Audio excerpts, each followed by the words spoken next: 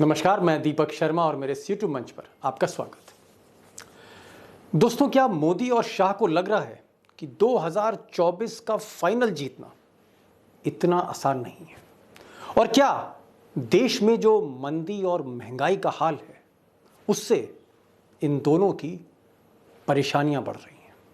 और शायद इसीलिए ये दोनों आज की तारीख में देश में विपक्ष के पीछे हाथ धोकर पड़ गए। अब अगर आप ये पॉलिटिकल मैप देखें तो आपको यकीन हो जाएगा कि गुजरात लॉबी एक एक कर देश के विपक्ष को निपटाना चाहती है। जैसे कर्नाटक की सरकार विपक्ष की निपटा दी गई, मध्य प्रदेश में एक अच्छी सरकार चल रही थी कमलनाथ की, वेटरन लीडर हैं कांग्रेस के, वो सरकार भी निपटाई गई, तोड़फोड़ हुई वहाँ पर। उसके बाद गुजरात लॉबी की जो निगाहें थीं वो महाराष्ट्र पर गई और महाराष्ट्र में एक मजबूत सरकार एनसीपी, कांग्रेस और शिवसेना की, उसके खिलाफ साजिश हुई। हालांकि अभी भी ये मामला सुप्रीम कोर्ट में चल रहा है, अंतिम फैसला आना बाकी है। लेकिन महाराष्ट्र में जब खेल चल रहा था तो एक खेला झारखंड में हुआ और झारखंड में निशाने पर थे हेमंत सोरेन। उल्टी गिनती शुरू हो चुकी, जैसा मैंने आपको पहले कहा था, राष्ट्रपति चुनाव के बाद होना है फैसला, झारखंड में सरकार गिराई जानी है, काउंटडाउन हो चुका है शुरू।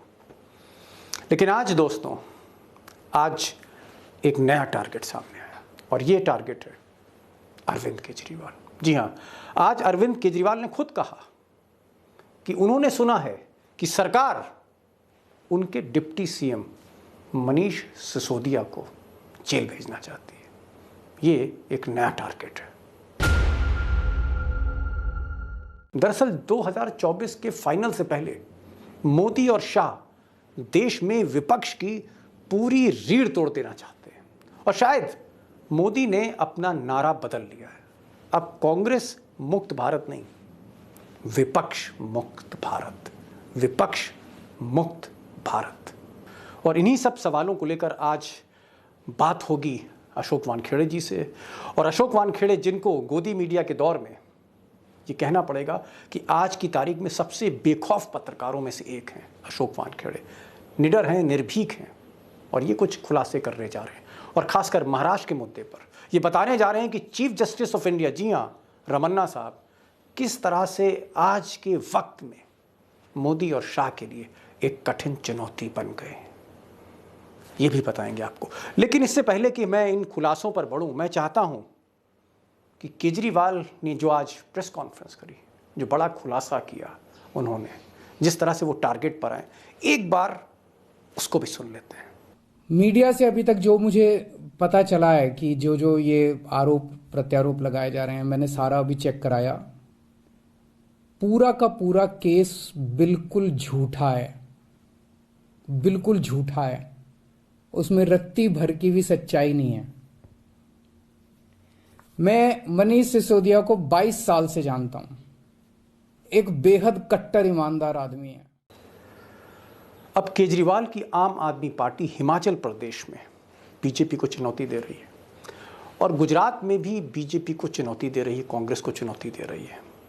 और शाह साहब को लगता है कि कहीं ना कहीं कोई उलटफेर ना हो जाए, कम से कम हिमाचल में, या कहीं नुकसान ना हो जाए गुजरात में, क्योंकि आम आदमी पार्टी ने जो परफॉर्मेंस दी पंजाब में, कहीं ना कहीं उससे मोदी जी भी घबराए। तो बहरहाल जो गौर करने की बात है वो ये है कि दिल्ली में 2 विभागों में बहुत काम हुआ, 2 क्षेत्रों में बहुत काम हुआ, एक स्वास्थ्य में और एक शिक्षा में। स्वास्थ्य मंत्री जो सत्येंद्र जैन थे, जिन्होंने मोहल्ला क्लिनिक खोले और हर गरीब को कहीं ना कहीं एक मुफ्त इलाज दिया घर के ठीक सामने, उनको जेल भेज दिया गया है।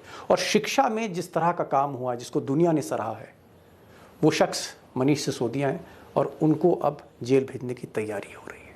यानी जिसने बेहतर काम किया, गुजरात लॉबी की नज़र में शायद वो देश का गुनहगार है।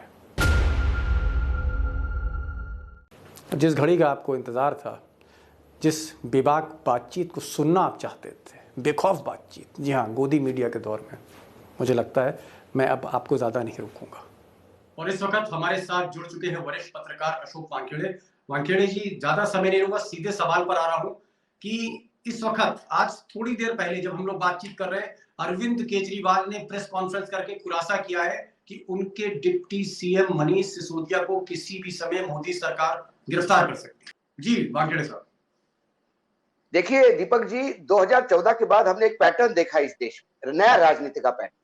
भारतीय जनता पार्टी या तो चुनाव जीत के सरकार बनाती है, जहां चुनाव हारती है वहां सरकार बनाती है, जहां दूसरे की सरकार बनती है वहां उसको तोड़ के सरकार बनाती है। ये हमने पैटर्न लगातार देखा। तो इन्हें इस बात की कोई शर्म महसूस नहीं होती कि हमारे सिर्फ 2 विधायक है और हम 2 विधायकों के भरोसे सरकार कैसे बनाएंगे, लेकिन वो बनाते हैं। आपने लगातार देखा मध्य प्रदेश में जब सरकार बन रही थी तब कैसे इनकम टैक्स ईडी का काम हुआ, जब बीच में सचिन पायलट जब विद्रोह पे उतर आए थे तो कैसा ईडी का उपयोग हुआ और अशोक गहलोत के लोगों को उठा के ले गया। कर्नाटक में कांग्रेसी नेताओं के पास कैसा ईडी का प्रयास किया गया। कुछ राज्य है जैसे ममता बनर्जी का अपना राज्य है, वहां पे इतना सॉलिड उसके पास जन समर्थन है, तो वहां पे एक सिर्फ ईडी का प्रकोप कर सकते हैं, लेकिन सरकार बनाने की सोच नहीं सकते क्योंकि वहां टूट नहीं रही है। दूसरा तेलंगाना राज्य है जहां वो बहुत इधर उधर, कभी एक आध एमएलए को उधर किसी नेता को ज्वाइन कर लिया टीआरएस के, लेकिन किसी भी हालत में वो सरकार के किसी भी एमएलए को हाथ नहीं लगा पा रहे। ये वो सरकार सॉलिड बैठी हुई है कि तमिलनाडु में इनका कुछ वजूद नहीं है और जिनके भरोसे ये है वो उनमें जूतम पैजार हो रही है एआईएडीएम के। केरल में इनका कोई वजूद नहीं है।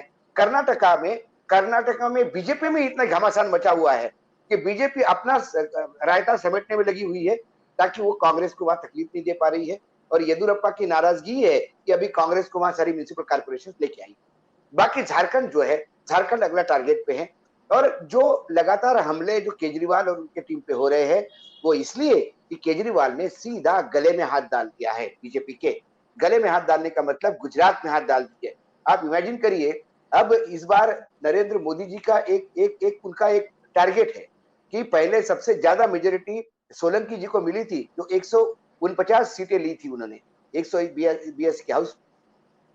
इस बार उनको किसी भी हालत में वो 150 का आंकड़ा क्रॉस करना है, वो रिकॉर्ड तोड़ना है। और स्थिति ये है गुजरात में कि 100 का आंकड़ा बीजेपी पार करे तो बहुत मुश्किल है, क्योंकि कितना भी आप कांग्रेस को अंडरमाइन करो, कांग्रेस के 20 से 25 सीटें ऐसी है कि जो स्वयं है वो जीत नहीं है। और इस बार केजरीवाल ने जो वहां प्रयास शुरू किया है, जो लगातार केजरीवाल वहां प्रयास कर रहे हैं, उससे कहीं ना कहीं ये डर गए हैं। तो अब केजरीवाल को बदनाम करने का काम जो है ये कर रहा है। लेकिन बाय एंड लार्ज पूरे देश में मैं जो घूम रहा हूँ, जहां जहां जाते हैं आप भी घूमते हैं, अब ईडी, इनकम टैक्स, सीबीआई ये मजाक हो गए। अब ईडी को रोड नोटिस होना इसका मतलब ये नहीं कि आदमी करप्ट है। वो जानते हैं कि ये विपक्ष में है इसलिए ईडी के टारगेट, ये मोदी जी के हाँ में हाँ नहीं मिलाते इसलिए टारगेट। तो ये जो सुपारीबाज एजेंसियां काम कर रही है उससे परसेप्शन अब सरकार के और मोदी जी के खिलाफ ही बढ़ रहा है। रही बात आपकी महाराष्ट्र की, महाराष्ट्र में उन्हें सरकार बनाने में जरा भी इंटरेस्ट नहीं। वो सरकार नहीं चाहते मुंबई, वो शिवसेना को खत्म करना चाहते, क्योंकि जब तक शिवसेना वहां खत्म नहीं होती तब तक एक छत्र राज बीजेपी वहां कर नहीं सकती। क्योंकि आज भी महाराष्ट्र में हार्डकोर हिंदुत्व और मराठी मानुस का जो ठेका है वो आज भी लोगों ने शिवसेना को दिया है। बीजेपी का जो है, बीजेपी का जो हिंदुत्व है वो गुजराती हिंदुत्व है। मराठी लोग कहते हैं वो गुजराती हिंदुत्व है। ओरिजिनल मराठी हिंदुत्व या मराठीपन है वो आज भी ठाकरे के साथ है। एकनाथ शिंदे जो अपने आप को राजा कहते थे ठाणे के, उस एक ठाणे में जो आदित्य ठाकरे का अभूतपूर्व स्वागत हुआ और जो शिवसैनिक टूट पड़े रोड पे, जिस हिसाब से उनका वो रोड शो था, उससे कहीं ना कहीं ये बात तो समझ में आ गई कि कैडर संगठन आज भी शिवसेना के साथ है। बीजेपी के लिए बहुत बड़ा सेटबैक है, क्योंकि अब बीजेपी को यह बताना है कि जो संजय राठौड़ कल तक बलात्कारी था वो आज अच्छा कैसा हो गया है। दूसरी बात जो सर्वोच्च न्यायालय की, आपने एक हिंट दिया, सर्वोच्च न्यायालय में ये मामला जब रेफर किया चीफ जस्टिस ने कॉन्स्टिट्यूशन बेंच को, अब ये कॉन्स्टिट्यूशन बेंच मैनेज करने वाली बेंच नहीं होती। मैं आपने फ्रैंकली बताता हूँ, कॉन्स्टिट्यूशन बेंच को गलत या सही नहीं तय करना होता है। कॉन्स्टिट्यूशनल बेंच को कॉन्स्टिट्यूशन के पॉइंट ऑफ व्यू जो घटनाएं हैं उसको फिर से परिभाषित करनी होती है। इसमें दो चीजें हैं, या तो डिप्टी स्पीकर के खिलाफ अविश्वास प्रस्ताव सही है तो फिर वो नोटिस भी नहीं दे सकता और अध्यक्ष का चुनाव भी नहीं कर सकता, और यदि डिप्टी स्पीकर के खिलाफ अविश्वास का प्रस्ताव सही नहीं है तो फिर वो 16 लोग भी डिस्क्वालीफाई होंगे और उस स्पीकर का चुनाव भी जायज माना जाएगा। लेकिन जब 16 लोग ही डिस्क्वालीफाई हो गए तो उनके द्वारा दिया गया स्पीकर, चुना गया स्पीकर वैलिड कैसा? ये चीज मैं जानना चाह रहा था कि ये जो अली बाबा और 40 विधायक, मैं दूसरा शब्द इस्तेमाल नहीं करूंगा, अली बाबा और 40 विधायक, इनका फ्यूचर क्या होगा? अगर एकनाथ का आपको क्या लगता है, क्या मर्ज करेंगे? क्योंकि जहां तक नहीं, शिवसेना की बात है तो ब्रांड तो ठाकरे ही रहेगा। फ्यूचर क्या देखिए लगता है आपको ठाकरे, एकनाथ शिंदे का? एक नाथ शिंदे और उसके पूरे गैंग का मतलब 40 जो बताया आपने, जो विधायक, अली हाँ हाँ। बाबा और बाकी 40 जो है, अली बाबा और 40 विधायक, ये जो है इनका 2.5 साल के लिए वीआरएस है। 2.5 साल के बाद जब चुनाव कॉन्स्टिट्यूंसी में जाएंगे, इन 40 में से कई ऐसे विधायक है अभी तक अपने लोकसभा विधानसभा क्षेत्र में गए नहीं है, अभी तक नहीं गए। और हमारे महाराष्ट्र के मुख्यमंत्री कहते हैं कि गणपति उत्सव जोर शोर से मनाएंगे इस बार। बाढ़ ने पानी की ऐसी हालत कर दी है, हमारे यहाँ तीसरी बार बुआई हो रही है। जून में बुआई हुई, पानी नहीं आया, खत्म हो गया। फिर बुआई कही, पानी आया, इतना पानी आया कि वो भी खत्म हो गया। पहली बुआई में ही किसान टूट जाता है, दूसरी बुआई में उसके ऊपर कर्जा चढ़ जाता है, और तीसरी बुआई में वो आत्महत्या के कागार पे पहुंच जाता है। और हमारे भाव मुख्यमंत्री कहते हैं कि उत्सव मनाओ। एक चीज और सामने आ रही है कि जैसे हर राज्य के लिए अलग अलग स्ट्रैटेजी लगती है गुजरात लॉबी की। जैसे महाराष्ट्र था तो वहां एकनाथ शिंदे ने शिवसेना को तोड़ दिया। झारखंड अगर आप देखें, झारखंड का फार्मूला ये है कि वहां से कांग्रेस को तोड़ के ला रहे हैं। इस तरह से अब केजरीवाल हैं, केजरीवाल तो प्रचंड बहुमत में है, इतने बड़े बहुमत में कि आप तोड़ ही नहीं सकते हैं। तो ऐसे में वहां पर जेल आंदोलन शुरू हुआ है। सत्येंद्र जैन को जेल भेजा, जो स्वास्थ्य मंत्री थे। और अब बारी है डिप्टी सीएम मनीष सिसोदिया की, और केजरीवाल ने खुद कहा है कि भाई हमारे डिप्टी सीएम को मोदी जी जेल भेजना चाहते हैं। तो ये आपको क्या लग रहा है कि कहीं ना कहीं अब जो ऑपरेशन है, ठाकरे, हेमंत सोरेन, ममता बनर्जी, केजरीवाल, और सबके लिए अलग अलग नीतियां हैं, रणनीतियां हैं? नहीं, जेल सिस्टम तो हर जगह पहले जेल का ही चालू रहता है। अभी यहाँ पे जेल सिस्टम चालू हो गया। महाराष्ट्र में 2 मंत्री जेल में है अभी। सबसे पहले उन्होंने 2 मंत्री जेल में किए। ठाकरे परिवार के घर तक ईडी पहुंच गई, उनके रिलेशन तक। उसके बाद शरद पवार के परिवार में उनके भतीजियों के यहाँ पे ईडी पहुंच गई। इसका प्रकोप लोग जेल में। और जब एक वातावरण निर्माण होता है कि अब जेल ही जाना पड़ेगा छोटी सी बात के लिए, तब जाके फिर ये तोड़ना शुरू हो जाता। महाराष्ट्र में जो लोग टूटे हैं, ऐसे नहीं टूटे। इन सबकी जन्म कुंडलियां तैयार की गई सालों से। इनको बताया गया कि ये प्रॉपर्टी है आपके पास, इतने पैसा है आपके पास, ये इसके साथ रहना है कि आना है इधर। यदि नहीं आओगे तो जेल जाओगे। और जेल जाते ये कुछ उदाहरण रखते हैं जेल जाने के लिए। तो कुछ लोग डरते हैं। एनसीपी के 2 लोग जेल में होने के बाद भी वहां के लोग नहीं टूट रहे, कांग्रेस के लोग भी नहीं टूट रहे, शिवसेना टूट गई क्योंकि इनको डर था। आपको आपको क्या लगता है कि जिस तरह से प्रदेश की सरकारों पर हमले हो रहे हैं, उनको गिराने की साजिश हो रही है और ईडी का दुरुपयोग हो रहा है, क्या आपको लगता है कि अमित शाह और मोदी को ऐसा लग रहा है कि कहीं 2024 की चुनौती उनकी रोजाना दिन ब दिन कमजोर पड़ती जा रही है? और अगर ये चुनौती बिल्कुल। कमजोर पड़ रही है तो क्यों? उसका कारण क्या लगता है आपको? कारण एंटी इनकम्बेंसी है, कारण इनका लगातार झूठ बोलना है, कारण लगातार इनका सरकारें तोड़ के सत्ता में आना है, विपक्ष को खत्म करने की साजिश है।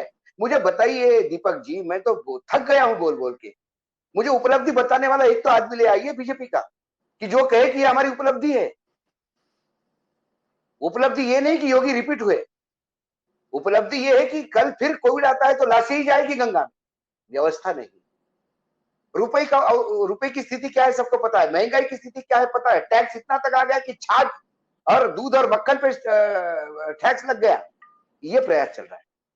भाव, आपको लगता है कि अगर स्थिति वाकई इतनी हैवी एंटी इनकम्बेंसी है, बेरोजगारी है, महंगाई है और तमाम चीजें हैं, क्या बीजेपी के अंदर जैसे नितिन गडकरी हैं, राजनाथ सिंह हैं, या उत्तर प्रदेश में योगी भी कहीं ना कहीं नाराज चल रहे हैं अमित शाह से, बीजेपी के अंदर क्या मंथन चल रहा है? बीजेपी के अंदर जो जिस तरह से मुख्तार अब्बास नकवी हो, रविशंकर प्रसाद हो, जावड़ेकर हो, राजीव प्रताप सिंह रूडी, एक लंबी फेरिस्त है जिसको रिटायर कर दिया गया। आपको क्या लगता है कि 2024 आते आते कहीं ना कहीं बीजेपी में भी एक विरोध बढ़ेगा? क्योंकि वरुण गांधी ने तो पूरा मोर्चा खोल रखा है, जो बीजेपी के सांसद हैं। रोज मैं उनकी ट्वीट देखता हूं, और हर ट्वीट सब पर वो ऐसे ऐसे सवाल कर रहे हैं जो सवाल विपक्ष भी नहीं पूछ रहा है। तो क्या बीजेपी में भी अंतर कले मची हुई है कि सिर्फ 2 बिल्कुल आदमी हैं बीजेपी में जो सरकार चला रहे हैं, बाकी की कोई सुनवाई बिल्कुल नहीं मची है? हुई है। बिल्कुल मची हुई है। जितने नेताओं को मैं बीजेपी के मिलता हूं, जितने नेताओं को बीजेपी पे मिलता हूं, वो इस बात की खुशी रखते हैं कि हम कई चीजों को बाहर ला रहे हैं। हम सच्चाई की पत्रकारिता करते, नाराज नहीं होते। मुझे कई सांसदों को मिला हूं, मैं कई विधायकों को मिला हूं, कई मंत्रियों को मिला हूं, जो कहते कि आप अच्छा काम कर रहे हैं। तो ये जो तमाम चीजें हैं, ये कहीं ना कहीं इस बात को लगातार इंडिकेट करती है दीपक जी, कि ये बात ये दोनों ही गुजराती जानने लगे हैं। आज केजरीवाल से परेशान क्यों है? अरे आपके पास तो राम राज्य स्थापित किया आपने, 30 साल से राज कर रहे हो बीजेपी। जिस हिसाब से आप दावे करते हो उस हिसाब से तो बीजेपी गुजरात में किसी चीज की कमी हो ही नहीं चाहिए। अगर गुजरात में जिस तरह से ये मनीष सिसोदिया को जेल भेजने की तैयारी कर रहे हैं, सत्येंद्र जैन को ये छोटे से मामले में इन्होंने जेल में डाल रखा है, आपको क्या लगता है कि अगर ये, क्योंकि आज जिस तरह से अरविंद केजरीवाल ने प्रेस कॉन्फ्रेंस करी उसमें उन्होंने बहुत से गंभीर आरोप सीधे सीधे मोदी सरकार पर लगाए, अगर कांग्रेस और आम आदमी पार्टी कहीं मिल जाती हैं गुजरात में, फिर क्या होगा? नहीं मिलेंगे। उसका कोई कॉन्ट्रडिक्शन ये है, जो बार बार हम कहते हैं कि थर्ड फ्रंट फोर्थ फ्रंट क्यों नहीं बनता। ये इसीलिए नहीं बनता कि यदि वो गुजरात में साथ में रहेंगे तो फिर दिल्ली में कांग्रेस को खत्म होना, फिर कांग्रेस बी टीम होकर काम करेगी। कांग्रेस अपने वजूद के लिए लड़ रही है। वहां एक हो सकता है कि केजरीवाल के जाने से थोड़ा बहुत फायदा बीजेपी को ही हो, क्योंकि केजरीवाल यदि कुछ सूरत या एक दो जगह पे अपने वोट शेयर बढ़ा सकते हैं, लेकिन अभी भी ग्रामीण क्षेत्र में अभी भी खेडूत यानी जो किसान है गुजरात का, वो आज भी कांग्रेस को मानने वाला है। कांग्रेस का एक वोट बैंक है। इसीलिए बिना कांग्रेस कर क्या रही है? 5 साल में गुजरात में कांग्रेस ने कुछ नहीं किया। एक बात जो है ये आपको ध्यान में रखनी होगी, ये डरे हुए लोग हैं। जब डरता है आदमी तभी आक्रामक होता है, ये ह्यूमन नेचर है। अब जो सिनेरियो बन रहा है भाव, इस वक्त जो सिनेरियो है, खासकर ममता बनर्जी के तेवर देखिए, आज अरविंद केजरीवाल के तेवर देखिए। कांग्रेस ने कल सड़कों पर आकर बड़ा जबरदस्त प्रदर्शन किया। उधर उद्धव ठाकरे और उनके बेटे, वो भी जो है उन्होंने एक तरह से आप कह सकते हैं कि शिवसेना का त्रिशूल उठा लिया। 2024 का सिनेरियो अब आपको क्या लग रहा है? क्योंकि पब्लिक भी त्रस्त आ चुकी है। 2000 मैं बता रहा हूँ दीपक जी, जो मुझे लग रहा है सारी रीजनल पार्टी बहुत ताकत के साथ अपने अपने क्षेत्र में लड़ रही है।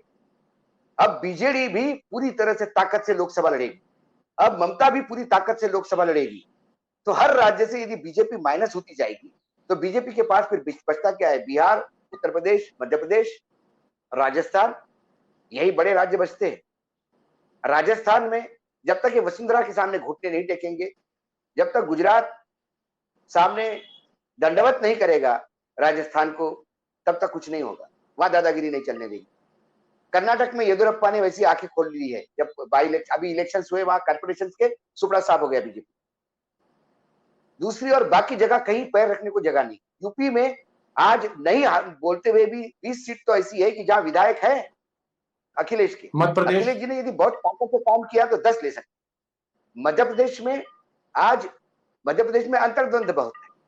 मध्य प्रदेश में कैलाश विजयवर्गीय मुख्यमंत्री के खिलाफ बोलते हैं, मुख्यमंत्री किसी और के खिलाफ बोलते हैं, और एंटी इनकम्बेंसी भी है।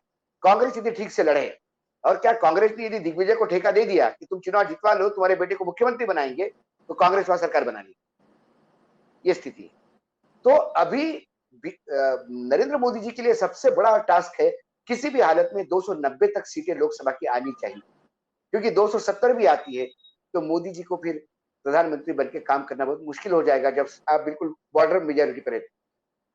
यदि बीजेपी 230 240 तक आ गई तो जो एनडीए के पार्टनर होंगे जो सरकार में जाएंगे, सरकार बीजेपी की बने, लेकिन फिर वो तय करेंगे प्रधानमंत्री कौन होगा। फिर वो बीजेपी के प्रधानमंत्री को हाँ कहेंगे, जरूरी नहीं। ऐसे कई सिनेरियो है, और ये सिनेरियो ये लोग भी समझ रहे हैं। इसलिए विभिन्न मोर्चे पे लगातार कामकाज चल रहा है, ये करे वो करो। अब इनको लगता है कि सरकार तोड़ के, हम महाराष्ट्र में हमने सरकार बना के बहुत बड़ा अचीवमेंट कर लिया, तो नाई नाई बाल कितने अभी आएगी सामने तो पता पड़ जाएगा। जी, एक अंतिम सवाल, महाराष्ट्र में अब आपको क्या सिनेरियो लग रहा है कि ये सरकार गिरेगी या दोबारा चुनाव होंगे, राष्ट्रपति शासन लगेगा? क्योंकि सुप्रीम कोर्ट से थोड़ी सी घबराहट बीजेपी में हो रही है। मुझे लगता है सुप्रीम कोर्ट में रमन्ना साहब जाते जाते कुछ तो भला करके जाएंगे इस देश का। तो यदि उन्होंने सही मायने में, यदि ये कॉन्स्टिट्यूशन बेंच ने सही डिसीजंस ले लिए, तो ये सरकार अवैध घोषित होगी, फिर राष्ट्रपति शासन लागू होगा। हो सकता है गुजरात के साथ चुनाव हो जाए, और यदि नहीं हुआ तो ये 2.5 साल तक खींचती खींचती सरकार रहेगी। 2.5 साल में इनके भ्रष्टाचार के आरोप भी बहुत लगेंगे, क्योंकि ये जो शिव जी की बारात गई है उधर, इसको कंट्रोल कौन करेगा? इसके भ्रष्टाचार को रोकेगा कौन? लोग बोलेंगे कि हम आए काहे के लिए? तुम्हें मुख्यमंत्री बनाने के लिए थोड़ी आए हैं। हमने अपनी पूरा जी। दांव पे लगाई है पॉलिटिकल करियर, हम भी तो कुछ कमाएंगे। तो अब सारा कामकाज इसी में होगा। दुर्भाग्य यह है कि इस पूरे खेल में महाराष्ट्र की जनता का बर्बादी हो रही है। दुख इस बात का है। अब अशोक वानखेड़े एक बात तो कह रहे हैं कि पूरे देश में विपक्ष की घेराबंदी हो रही है, और वही सरकारी एजेंसियां जो शाह साहब की हैं, कहीं ईडी है, कहीं इनकम टैक्स है, कहीं सीबीआई है, और जेल भेजने की धमकियां, वो चाहे आप राहुल गांधी को ईडी के मुख्यालय पे बुला रहे हैं या बीमार सोनिया गांधी को। जो टैक्टिस है, जो स्ट्रैटेजी है, रणनीति है, वो एक जैसी है। और शायद इसीलिए ममता बनर्जी ने एक बहुत भीड़ भरी रैली में कोलकाता में कहा कि मोदी और शाह मिलकर देश में विपक्ष को खत्म करना चाहते हैं, पूरी तरह से अपोजिशन को फिनिश करना चाहते हैं। और इसीलिए मैंने आपसे कहा था कि शायद नारा बदल रहा है, कांग्रेस मुक्त भारत नहीं, विपक्ष मुक्त भारत। लेकिन इस तस्वीर का दूसरा पहलू ये है कि जब आदमी विपक्ष की घेराबंदी करता है, वो एक आखिरी रिसॉर्ट होता है, और ये तभी होता है जब कहीं ना कहीं सरकार एक कमज़ोर विकेट पर होती है। और ये बात सही है कि 2024 जो हालात हैं आज देश के, मंदी, महंगाई, बेरोजगारी, अर्थव्यवस्था, और ये हिंदू मुस्लिम के झगड़े और कर्फ्यू और दंगे, इतना आसान नहीं होगा 2024 को जीतना।